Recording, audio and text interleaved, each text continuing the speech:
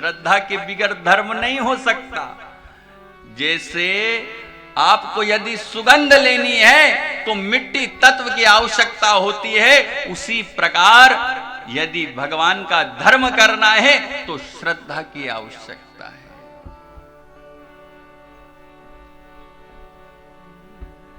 जो अनेकों में आसक्त है वो भक्त नहीं हो सकता। गोस्वामी जी, उनकी पत्नी जो है ना रत्नावली, उनमें आसक्त थे।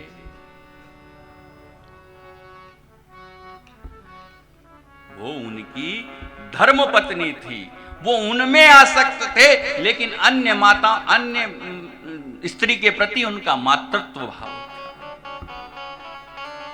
वो उनमें इतने आसक्त थे कि पत्नी को कभी मायके भी नहीं जाने देते थे।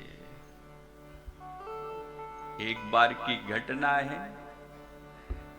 पत्नी को मायके से पत्र मिला, आपकी माता की तबीयत नासाज है। जैसे ही पत्नी देवी ने सुना ना, रुक नहीं पाई।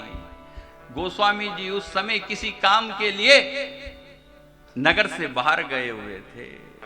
समीप में किसी को गोस्वामी जी के लिए सूचना देकर रत्नावली अपने पिता के भवन को चली गई। जैसे ही गोस्वामी जी घर आए, सूचना मिली पत्नी मायके चली गई, दुखी हो गए। अपनी वेदना को रोक नहीं पाए, मायके के लिए निकल गए।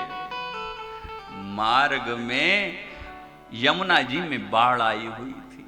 इतने आसक्त थे, पता ही नहीं चला, लकड़ी की जगह शव पर नदी पार कर गए।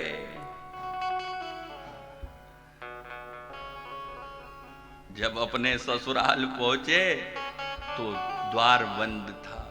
समीप एक वृक्ष लगा हुआ था, उस वृक्ष पर चढ़ गए। एक सांप लटक रहा था, उसे रस्सी समझकर घर में प्रवेश कर गए। जैसे ही रत्नावली ने देखा, दुखी हो गई।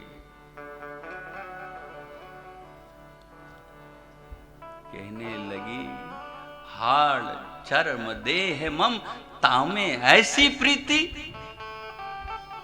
जो होती श्री राम में होती ना भव भीति। अरे मेरे इस देह और चर्म, हाड़ और देह के चर्म में आपकी इतनी प्रीति है, यदि श्री राम जी में होती तो आपका उद्धार हो गया होता। गोस्वामी जी को ये बात लग गई। क्या, जितना प्रेम आप मुझसे करते हैं, यदि राम जी से कर लेंगे तो आपका उद्धार हो जाएगा।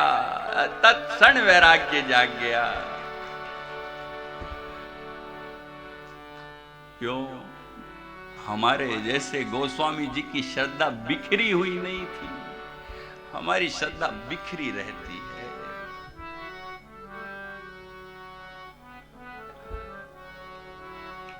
हम अनेकों के भक्त हैं, एक के नहीं है। और जो अनेकों में आसक्त है वो भक्त नहीं हो सकता।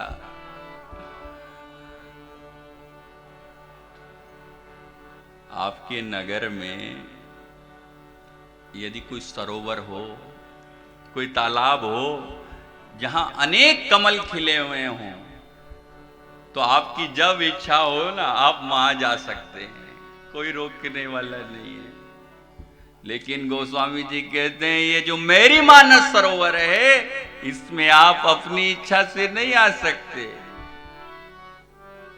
कि आपकी इच्छा हुई आप चले आए। इसमें राम जी की इच्छा, उनकी कृपा की आवश्यकता होती है। राम जी जब कृपा करते हैं तो लोग घर से दौड़कर उनकी कथा में चले आते हैं। राम कृपा बिनु आई न जाई। आप सब राम कृपा है तब राम जी की कथा सुनने आप आए हैं।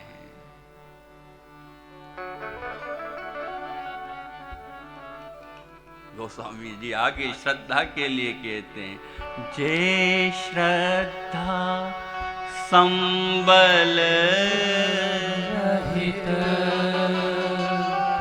नहीं संतन कर साथ, तिन कहूँ मानस अगम अति जिनहि न प्रीत।